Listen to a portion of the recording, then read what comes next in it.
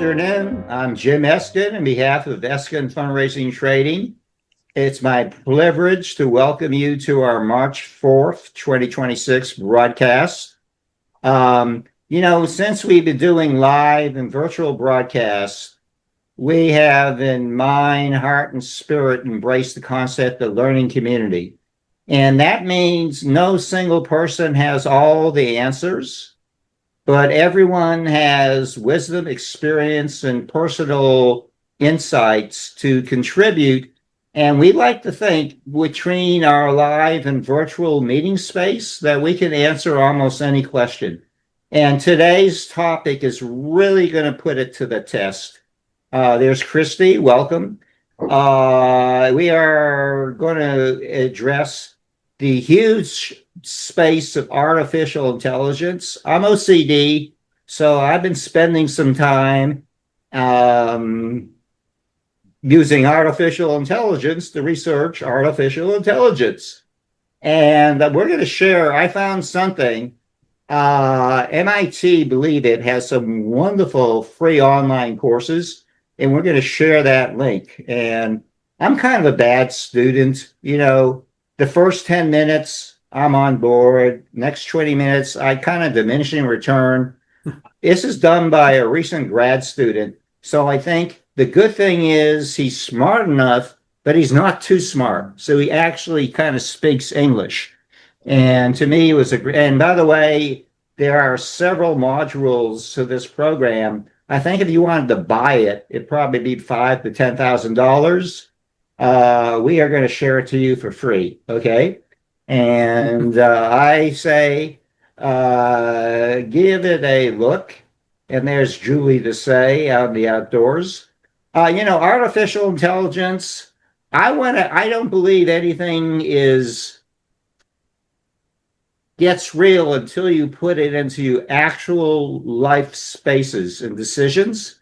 So I'm going to start with Randa, and I want to give me an yes or no question, and then we're going to probe artificial intelligence. The first one is, Randa, would you ride in a self-driving car? I would. Okay, by the way, in the trade, Marv, does that sound familiar? In the trade, that's called autonomous vehicles, by the way. And Randa, guess how many autonomous vehicles are in the United States right now? Millions. I have no idea. No, actually, you're not that far off. 35 million. That's actually a lot more than I would think. Okay, so let's go next to Marcella from San Francisco, where I bet there are a lot of them. Would you ride? Would you ride in a self-driven automobile? I would, and I have. Wow. We're going to come back to that. Okay. You're the first person I've met who has. So we're going to come back to that and want you to describe that experience. Okay. Okay. Because I got some other kind of quickie questions. Elizabeth Ford, and I hope that last name doesn't influence you. Welcome, Melissa Irish, and we're loaded up on the Lotus. Would you ride in an autonomous vehicle? As of today, I have not driven, or I have not. No, it's not. Would you? The question is not have you. Would I know, you? but I don't think I would. Okay, we'll probe a little deeper. Okay, who else? Marv, would you ride in a self-driven automobile? No, never. Okay. How about Marjorie Hope? Since she's entered the future, would you ride in a self-driven automobile? China? Absolutely. 100%. How about here? America? No. Okay. Boca Raton. How about that? Not in America. No. Okay. Dr. Christy Natalino, would you drive in a self-driven ride in a self-driven automobile? I think I would, as long as I could regain control if I felt the need to. Okay, you got a little, but you sound like a lawyer. How about Don Gleason? Would you ride in a self-driven automobile? I'm a late adopter. No. Okay. How about Julie Desay, who's into the future? Would you drive into a self-driven automobile? Sure. I was driving behind one the other day. Okay, well, we'll dig in a little deeper. Melissa, are you also in San Francisco? I and 100% I would get in one. Okay, okay. We're gonna have to dig a little They're the deeper. wave of the future. Okay, okay. Let's go to our attorney from Raleigh, North Carolina. Mac Paul, would you ride in a self-driven automobile? I'm sorry, would I ride in what? A self-driven automobile. Yeah, I think so. Okay, okay. And finally, Renee, have we figured out a way to hear from you or see from you? Okay, if not, I got another question. We're going to go around the table and then we're going to probe a little deeper into kind of the good and the bad, the ugly of artificial intelligence. Um, let's go with Randa. Would you depend on the judgment of a computer in helping you decide a romantic person of interest? No. Okay. Okay. And by the way, don't worry, spouses and partners or whoever in your life, they're not listening to this. This is like Vegas. What's said here is stays here. How about Marcella? Would you rely on a computer to help you choose a romantic person of interest? Probably not. Okay. Okay. Elizabeth Ford, would you That is, rely? it is very funny that you mentioned that Yeah. because I'm usually not interested in that, but actually, we have celebrated 14 years of someone I met through online. Wow. Well, and by the way, there's nothing new. Computer dating actually goes back to 19 I know. computer dating goes back to 1965. I mean, I remember in high school we got questionnaires and I couldn't even get a date that way. But anyways, it's nothing new. I was Marvin, very skeptical, but it has yeah. worked out. Wow, okay. We're gonna dig a little deeper. Marv, would you rely on a computer to help you select a romantic person of interest? Yeah, sure. I mean, we've had all different ways of selecting our mates. What about all Yeah. those arranged marriages around the world where you Yeah. didn't have a choice, you just did it. So I think you probably have the same percentages. By the way, I was in Southern California recently and was passed by many of those autonomous vehicles. Do you know what brand they all were? I love this one. Well, Jaguars. Wow. Oh, Yeah, they're Wow. doing everything they Tesla. could do to get us in those cars. Yeah. Yeah. Boy, how about Marjorie? Would you rely on a computer to help you identify a romantic person of interest?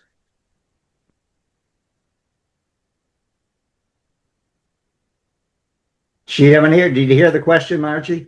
Oh, I wasn't sure who you were asking, but yes, of course. It's great guidance. Okay. Absolutely. Okay, it's been around since 1965. Yeah, There's nothing why new not? about it.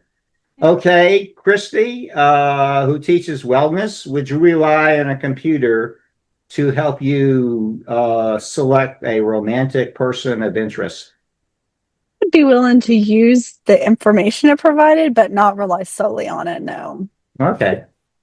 Don Gleason, and again, spouses aren't listening, but would you rely on the judgment of a computer to select a romantic person of interest? I can't hear you. Can we hear him? No. Don, we can't hear you.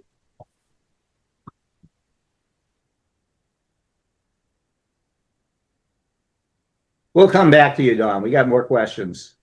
Melissa, would you rely on a computer to help you select a romantic person of interest? Yes. Okay. A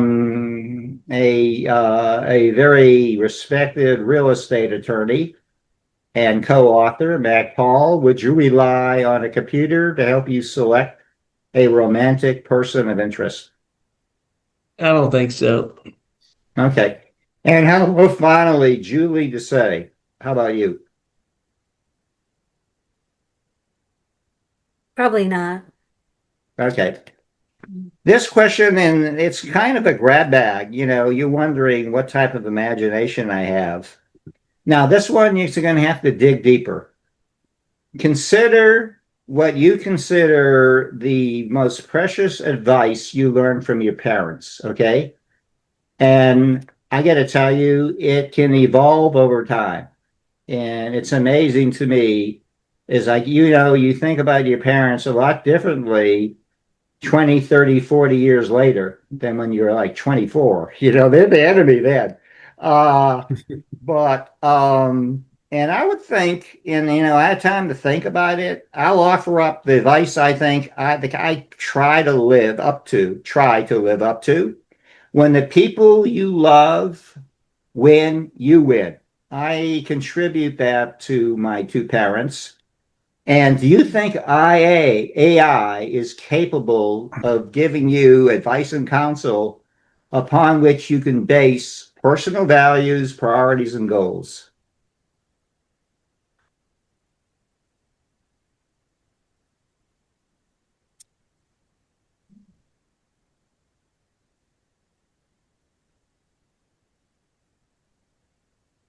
Are you thinking? Mm-hmm. Randa, we don't like thinking on this show. Jim, it might be, and Randa, I don't want to jump on top of you. If you have something in your mind, go ahead and say it. But No, I think at this point, in thinking about this in advance, I think that the usage of the term artificial is a very inappropriate term. It's not artificial. It wasn't made up out of something not real. This is the accumulated knowledge of all kinds of people Right. putting data into computers. So it is a collective overview of Algorithm. the way people think. And I think it would have been Right. better off to call this collective intelligence or something that would have been better than artificial. Mhm. Well, I think you got to sell the big boys. But let me continue with that question. Marcella, did you hear the question? Consider the most valuable lesson you Mhm. learned from your parents. Do Mhm. you think AI could provide something as important in your life as that? Yeah, I think so, because I think, Hmm. I mean, it depends on how you interact with it, but I think it would ask you questions to get to the root Yeah. of Yeah. that. Okay, that's interesting. How about you, Elizabeth? Along the same Who, lines, I don't. who is part of, are you part of an AI couple? So you're the contrarian here.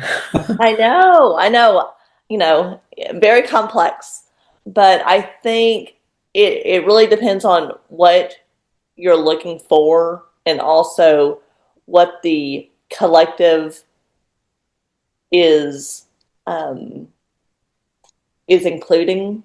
Because I would always think about, you know, as a critical thinker, trust but verify. You know, Yeah, yeah, I've just kind of, you know, Mhm. I kind of trust my own instincts in life and in my career. So it's like, let me, look at that and then trust it and then verify. Okay, before we missed to Richard Peck.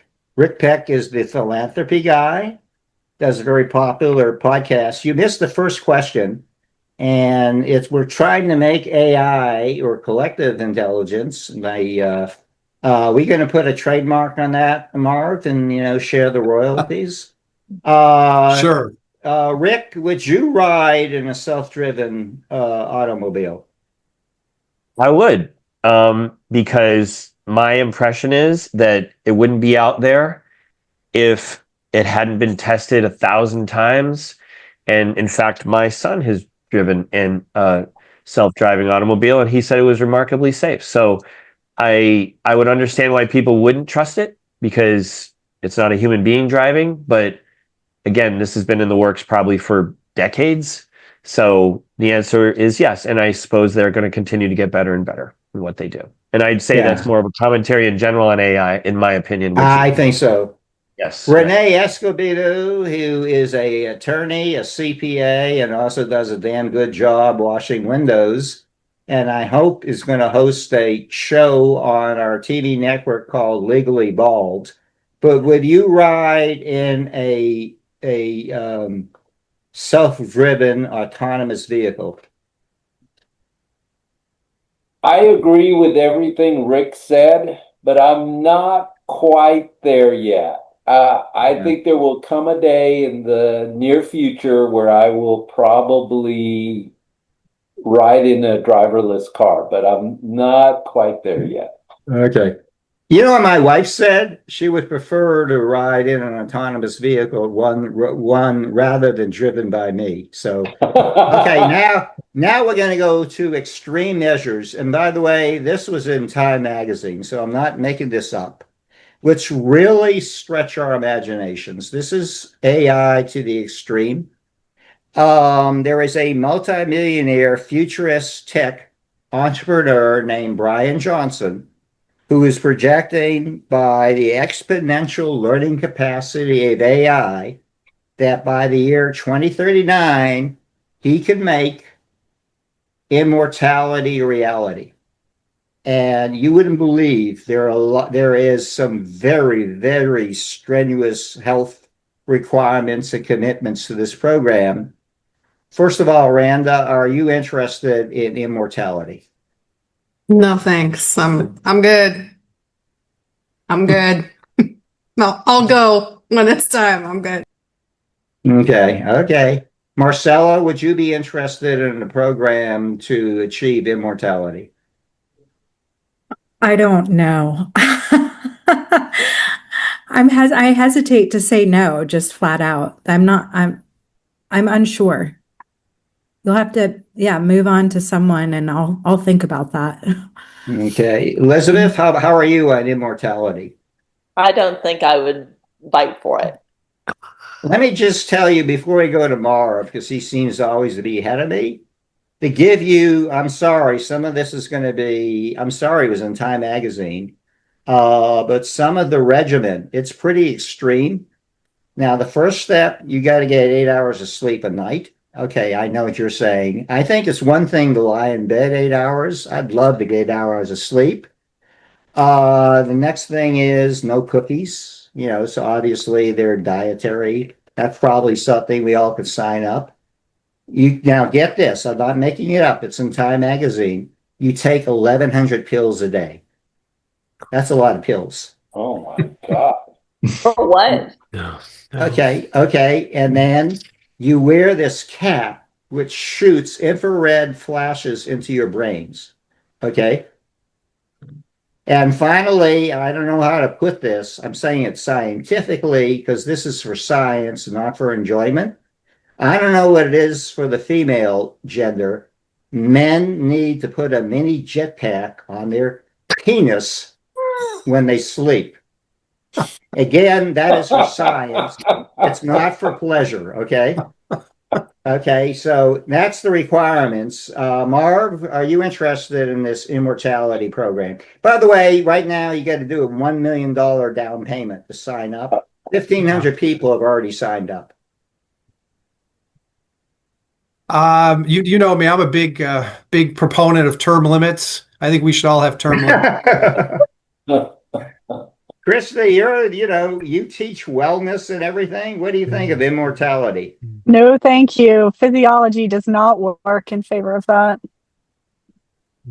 Okay. In the West Coast, we've already seen they're so progressive. Melissa, what do you think of an immortality program that's going to have you go through a few steps, as you've heard? No, I don't want to live forever. Okay. Mac, Paul, would you like to sign up for an immortality program? Well, definitely not that program. Well, Probably not. I mean, if there was a whole shift in our society and then, other people, everybody was living longer but certainly not individually. I want to know how you fit 200 birthday candles on a cake. Or more. Yeah, or more. Julie, what do you think about signing up for an immortality program? And by the way, Julie is the host of the channel. This is kind of close to home. It's called You Are What You Eat. So she's really into diet and nutrition. What do you think of an immortality program? I'd be really curious to learn more about it. Okay, you're kind of open. Yeah, Yeah. but I don't think I would want to live up forever. But I'd be really interested in the experiment and the design and how they're projecting, and because By the way, in fair play, I get a feeling that there's some female counterpart to attaching that mini jetpack to your penis. And again, I'm just reading this out of Time magazine. Don Gleason, what's your position on living forever? I was going to say 20-year body and a 60-year-old wisdom, but not with all those caveats. Nope. Yeah. But who knows? This program's evolving, and he actually shows photos. Look about Brian Johnson, how he actually's looked younger. He's been experimenting, I don't know, for 4 years, and he's reversing the aging process. I guess doing Benjamin Buttons in reverse. So he actually, he's experimenting on himself. Renee, would you like to sign up for a Live Forever program? No, I don't think so, Jim. Hell, there's some days at the end of the day, I'm kind of hoping that is the last day. Yeah, well. Rick Peck, what do you think about an immortality program? I think it's a terrible idea because I think that evolution's there for a reason. Human beings adapt and get better. And if you had the same prototype for thousands of years, I just think it would become an outdated model. Good point. I think now we're going to dig into those were specific applications, and I'm going to go around. But the thing about AI, and I guess I'm learning, not as fast as the computers learn, where does it all end? It's learning faster than the human brain can learn. It's exponentially learning faster and faster and faster. And so we don't know the consequences, possibilities, and outcomes. I'm going to start because I know she's been a proponent for several years. She's the founder of America Connected, and also she's the best-selling author of Connect Diplomacy. Tell us about the potential of AI to improve our quality of life. And I'm going to jump around to some of the rest of you on that. But Marjorie, talk about what's the potential of AI to improve the quality of our life. We got to get you. About AI is it takes out the emotion. As human beings, we are emotional. Right. But AI is not a human. And I'm going to challenge you for a second. It took me 10 seconds. But isn't there something good about emotion? But if you're talking to AI, you're getting the information. It works on informational basis. So I think it's amazing because think about it this way. You use glasses to see, you use crutches to walk better, or a cane. Right. All AI is doing is just helping you. You've got to give it the thought. You don't go on AI and just sit there and go, what's it going to tell me? You have to give it the thought. It takes the emotion out of your question and gives you not always the answer you want, not always the correct answer. You have to analyze and be analytical and say, like, let's say you asked a political question. Was that really what I wanted to hear? Maybe not. But it gives you an idea you may not have had before. So it's informational. And I think the sky is the limit on it. We haven't even, and remember something else. I agree with that. Yeah, with fear. I think that's a good, by the way, I want to hear from others and I'll jump to that. I think that's both a good and bad thing. The sky's the limit because God knows what is the limit. I want to go, Christy, you're all about wellness, okay? How have you seen the adaptation of artificial intelligence in your physical therapy and your wellness programs? I see it on the front end of reducing a lot of need for initial triage in that capacity. It's able to direct people where they need to go pretty quickly without I think the one concern I have is you're taking human element out of it and you're taking out a lot of creative processes that sometimes is required to get people a diagnosis or to be able to put together a lot of complex things and to catch nuancy things that maybe somebody says that is an offshoot and isn't necessarily going to directly put it into the algorithm when they're trying to get an answer. So I think it's good and bad. I want to come back to something that Marjorie said. And the good thing here is we're not robots. I think the beautiful thing is we think differently, and I think the world is better. I said the learning community is that we all bring different wisdom, experiences, and personal insights. Randa, what do you think of taking emotion out of everything? I'm just thinking to pick on, probably if you took emotion out of it, I don't know how many couples would not be married. You wonder how in the world they're so different, but maybe I don't have an answer there. I wonder, is it a bad thing to take emotion out of decision making? Not as part of the process. I like to be able to break things down and be more pragmatic sometimes before I make a final decision, because that's where I find if I have like an implicit bias or, was it Marjorie that was talking about if you ask AI a political question, will it give you the answer you wanted to hear?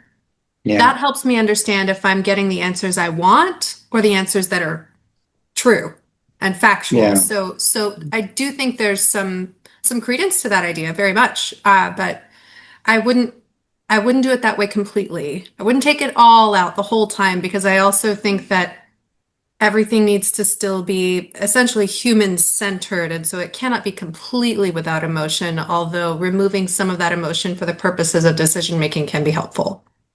Sorry, that's not a solid yes or no. I'll tell you what, that's going to help me develop the next question. I'm evolving. I'm not AI. Maybe am I, because I'm learning from what you all are saying. And I'm going to go to Elizabeth. How do you find that proper balance between the science of AI and what are humans? The humanity, the openness, the unlimited possibilities, the emotions, most of my decisions, if I did the math, I would not have done it. You just feel something. I call it an inner voice in the gut.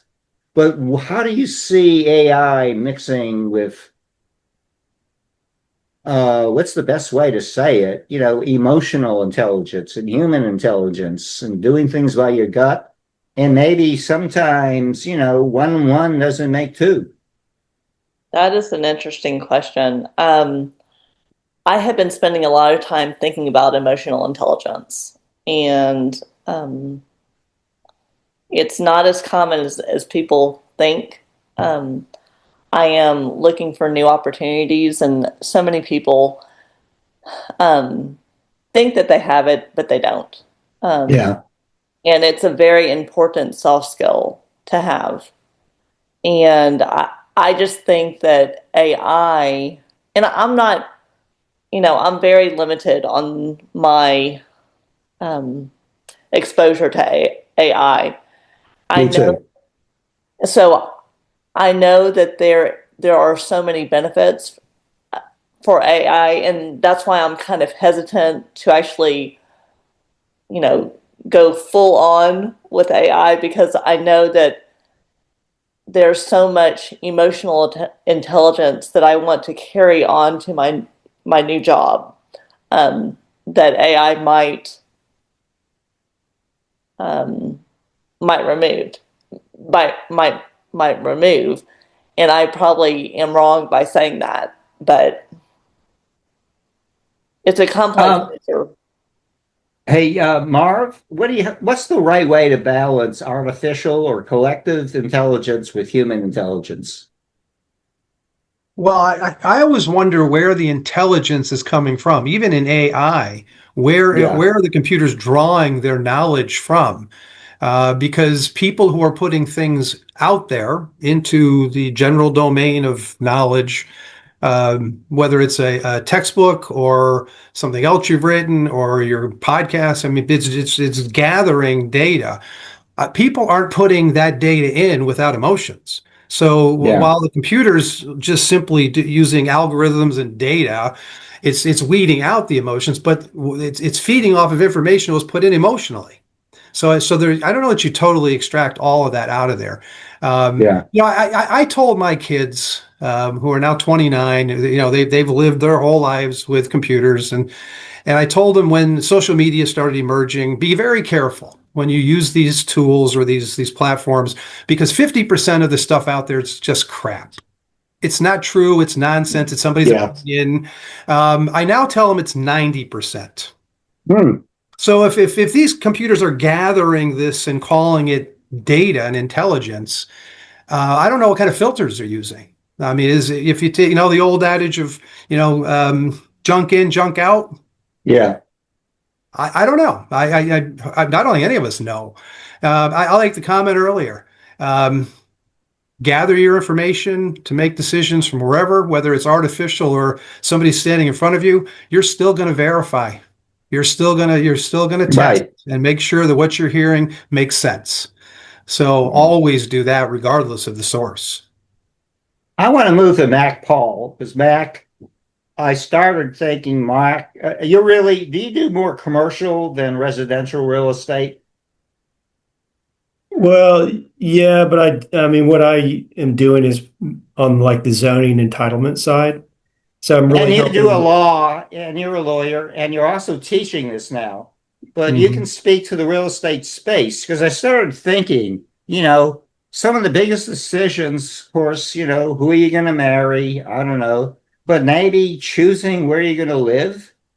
And I think, how many times you have people, an agent takes them around and, they have a budget and they got to have this requirement, but they just say, I love this house. They kind of know it. It's almost like a romantic relationship. Do you see AI entering the real estate space? Because I think home buying in particular is very emotional. Yeah, I definitely can speak to how it's playing out in the development realm, which is, a company or investor acquires property, and that company is determining like what is the highest and best use. They want to do a development, let's say.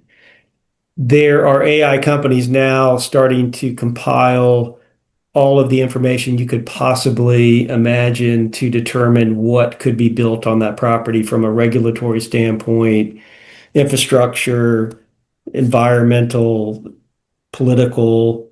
So there will be tools that are coming very soon that would do a lot of work that I do or my colleagues do in terms of like getting a call and saying, okay, what can I build here? This is what I would like to do, and can I actually execute this?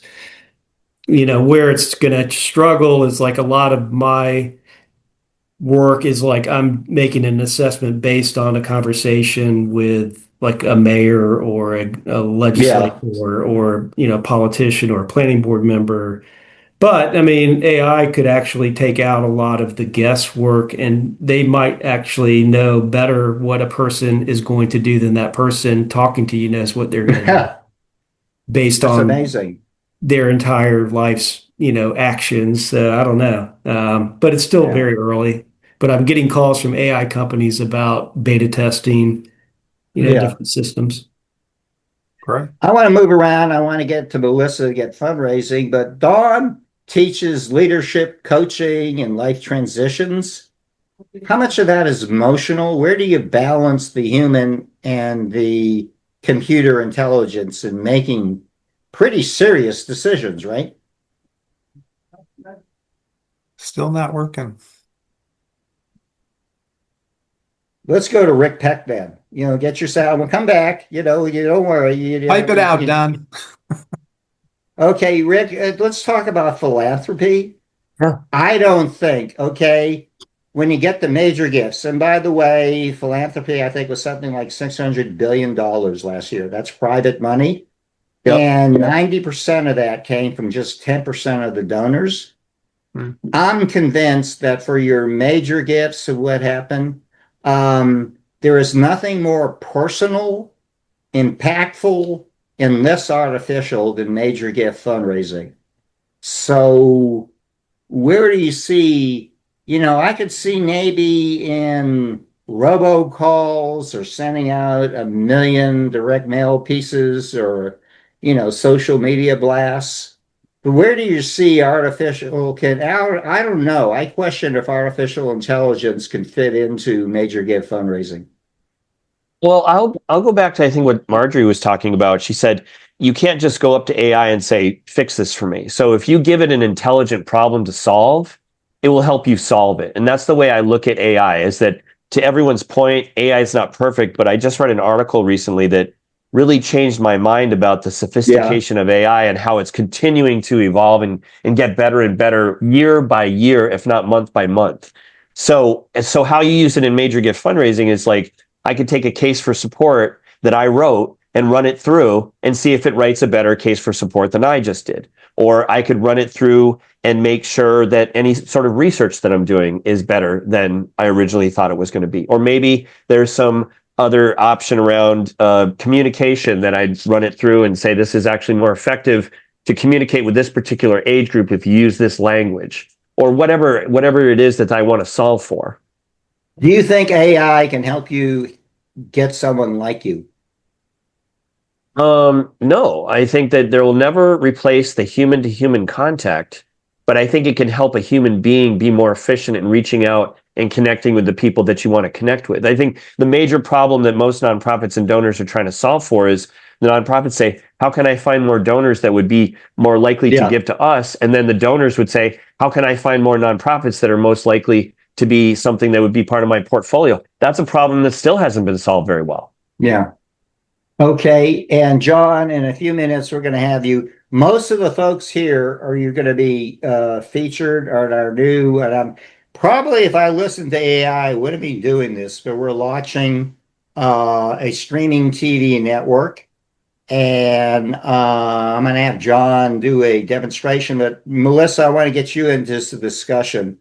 How do you see, what the potential limitations of AI in fundraising?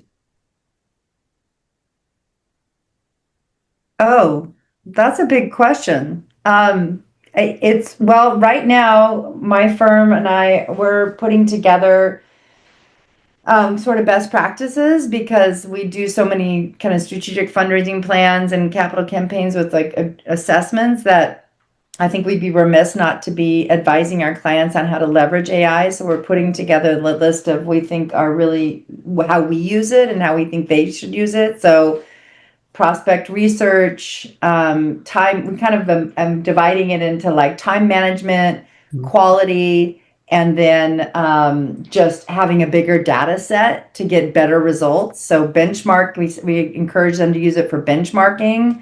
We encourage them to use it for donor prospect research. We encourage them to use it for editing and improving writing because, their appeals can be so much better. Again, but everything's iterative, and then we're guiding them on how to make sure there's, privacy and security, and board members and donors aren't going to be concerned about the use of data. So just what are those guidelines of what you put in and what you don't?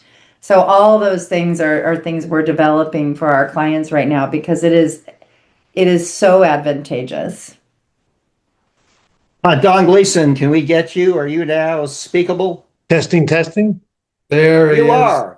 Talk about how can AI help you, because I think a lot of finding what you want to do in your life it's a search in your heart, in your brain, and particularly your heart. But how does AI balance in that search? I think you're exactly right. I think figuring out what you want to do is an inside game, right? It's your personality, it's your interests, it's your skills. AI can help you by asking questions and taking you down a path. You could do the same thing with a computer program, but the beauty of AI is it's learning along the way. But I think when you get to the resume, now you're starting to check the box, right? They want this, I show this. So I've used it to grade different resumes and give me a score and tell me where I'm short. and then we can beef in those things. But I think if you go back to the beginning part where you're figuring out what you really want to do, I think that's all emotional. It's in your gut. It's in your heart. It's what resonates with you. And AI can help you in the process, but it can't make the decision for you.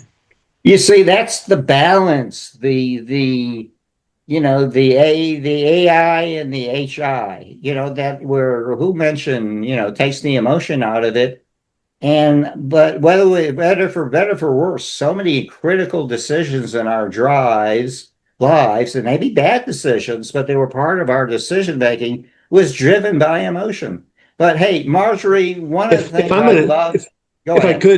could, Jim, if I'm going to be a robot and it takes the emotion out and it creates all the interest for me, then not only do I want to not live forever, I don't even want to live. I mean, what's the joy of Yeah, having something do it all for you? The fun is yeah, making the decisions.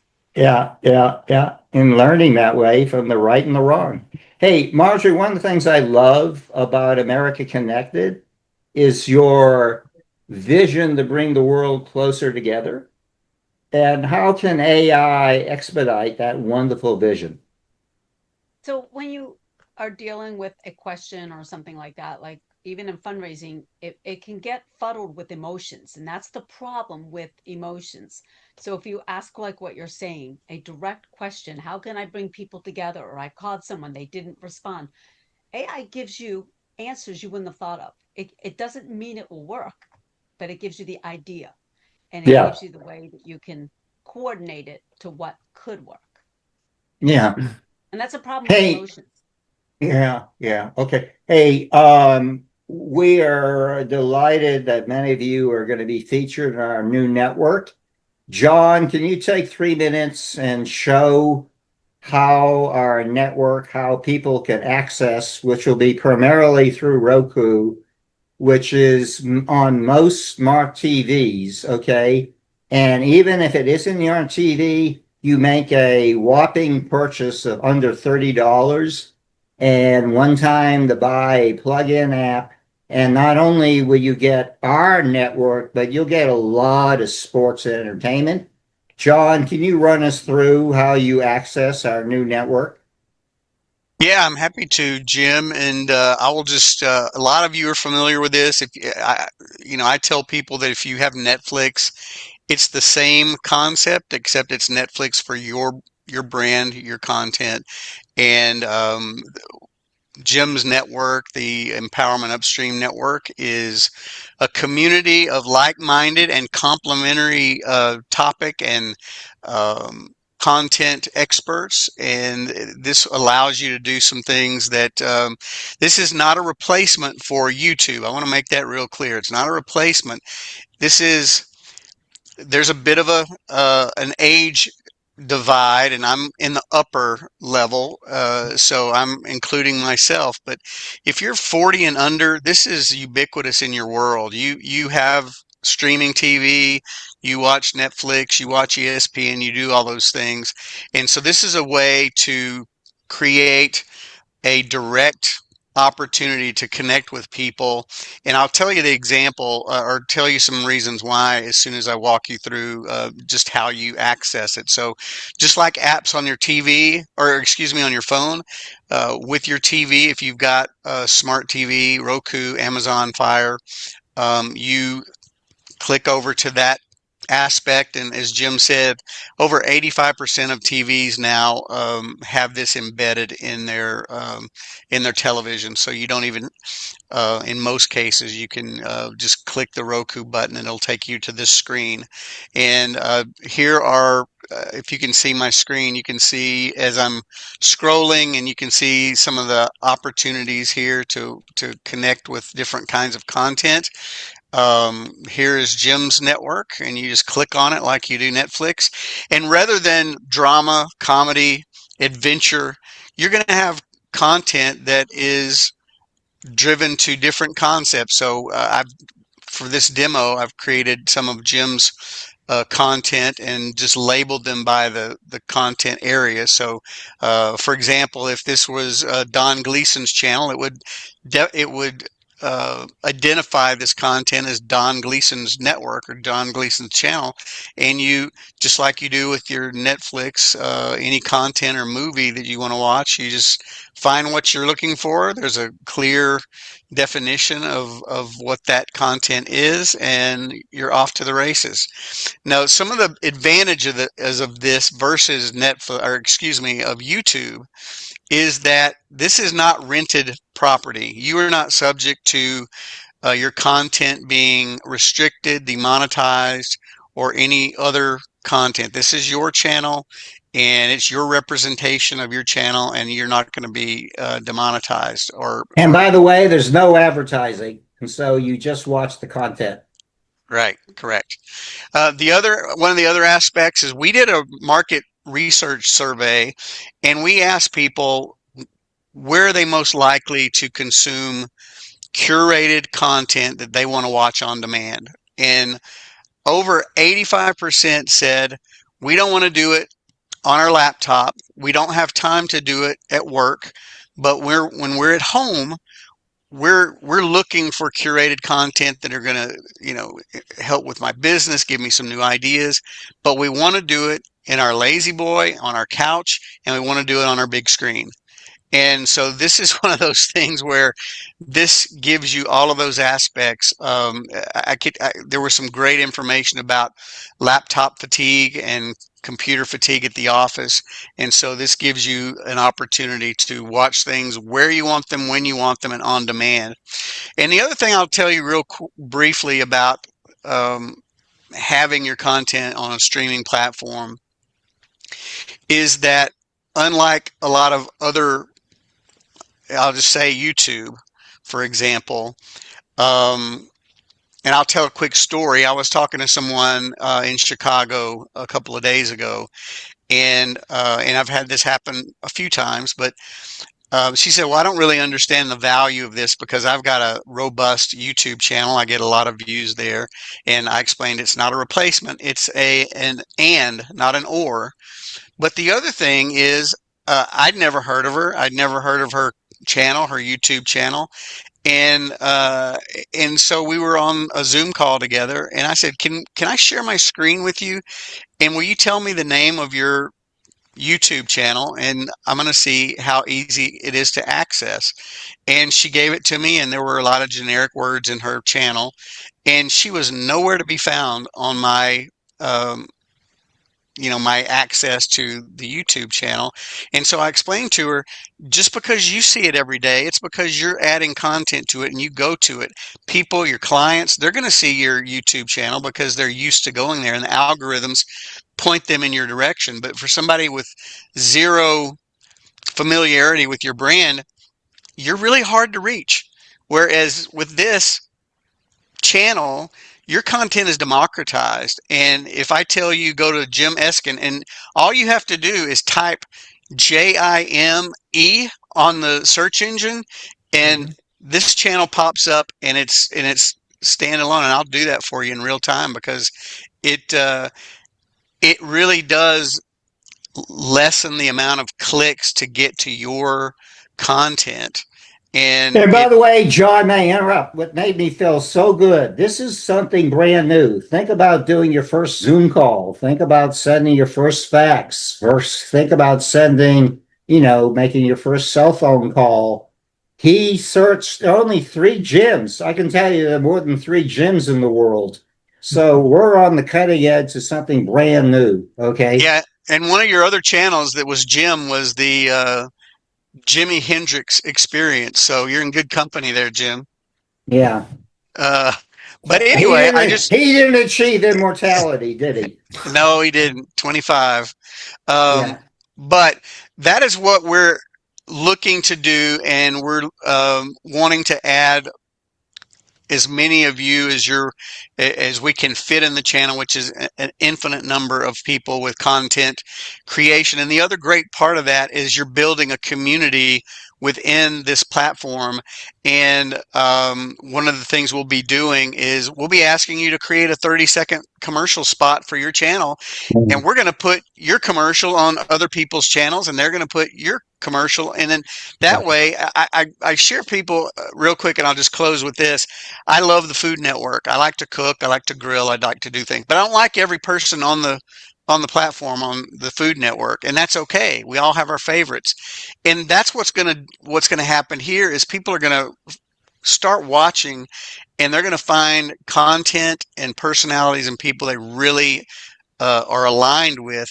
But we're gonna constantly give them little teases for other people on the network, and that's how that intermingling and that community builds up and grows the content. I've been working on this for a year and a half. 121 million people in the US right now have access to this.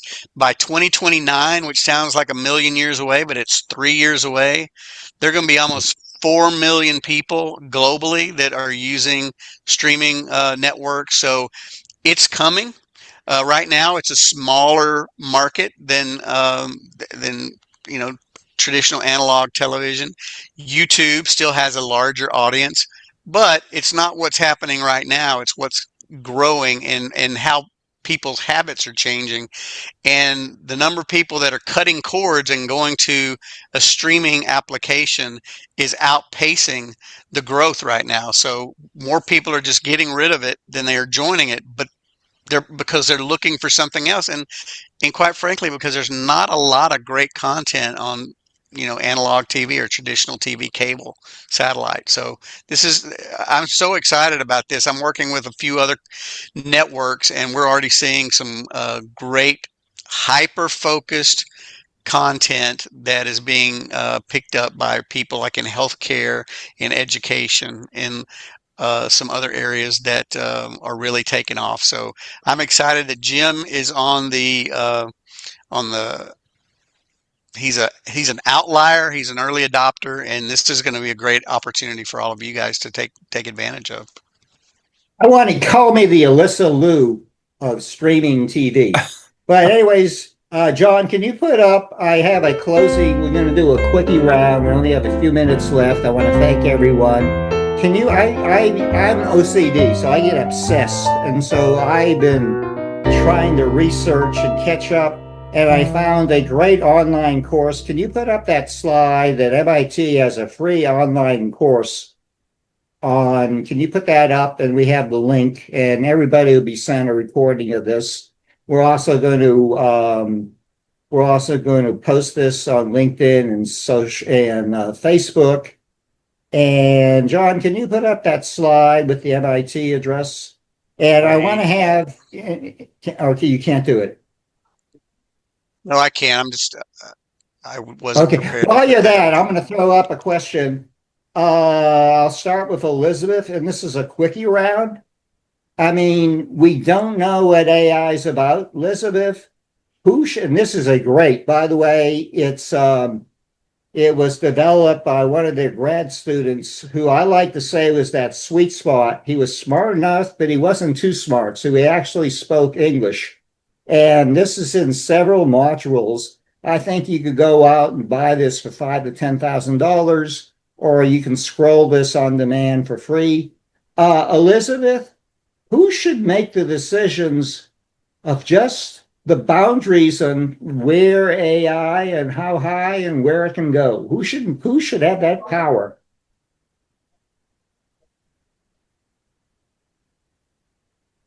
You want to pass?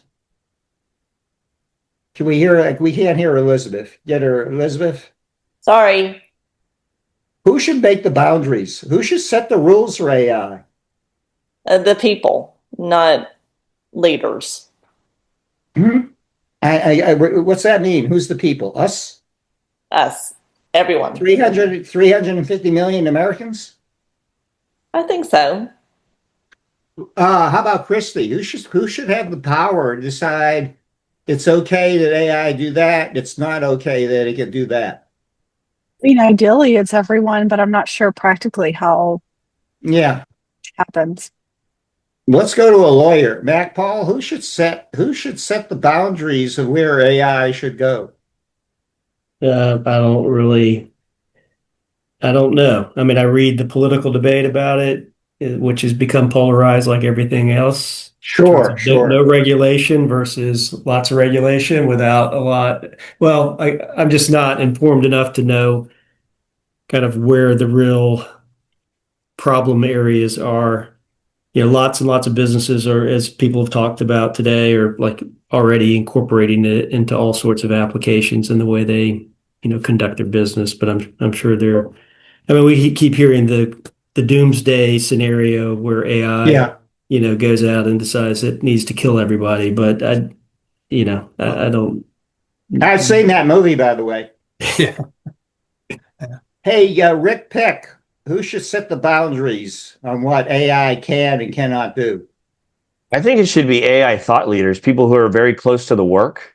They should come forward because they're sort of the ones who, like with anything else, they could say, here's where AI is today, and here's where it's going, and here's some of the things we can do to stop it before it becomes out of control. So I really believe that it's people who are the closest to the work are the best advisors to the people.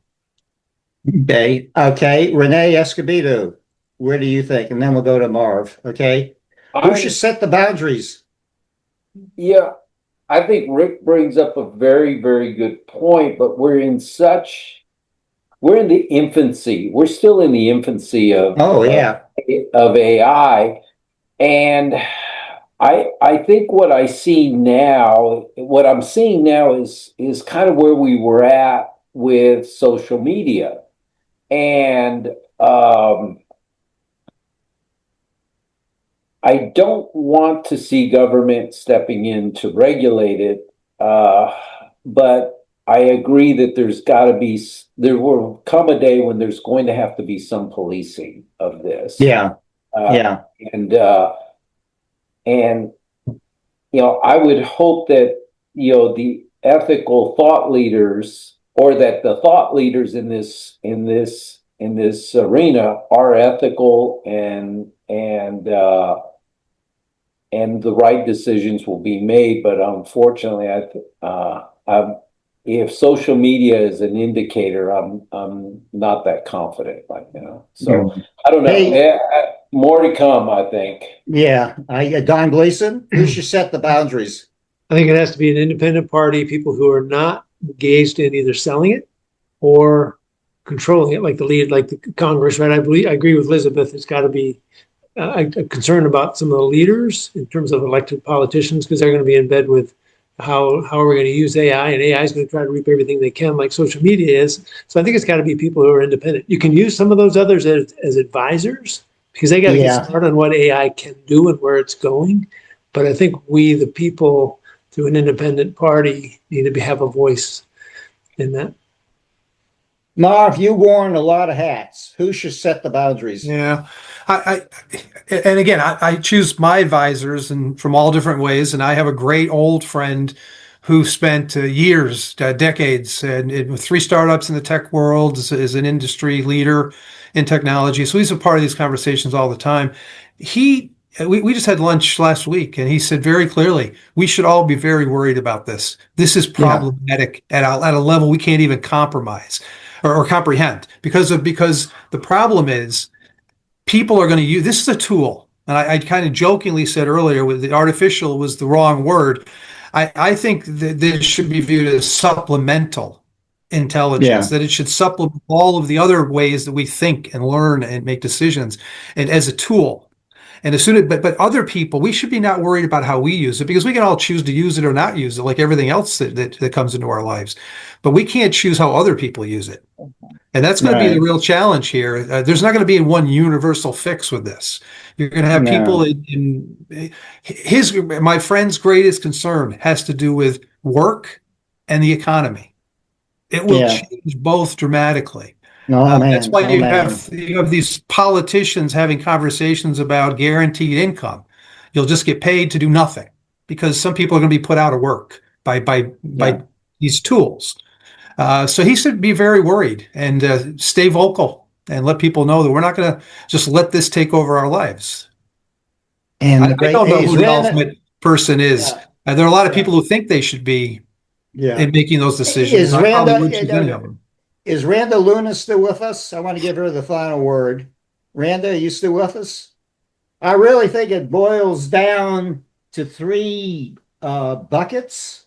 You know, I think there's going to be science, there is going to be government, and there's going to be corporations, you know, that are going to be basically a tug of war in pushing AI out there, you know, and I think the toughest part is right. I mean, do you trust any one of those three to be the AI czar?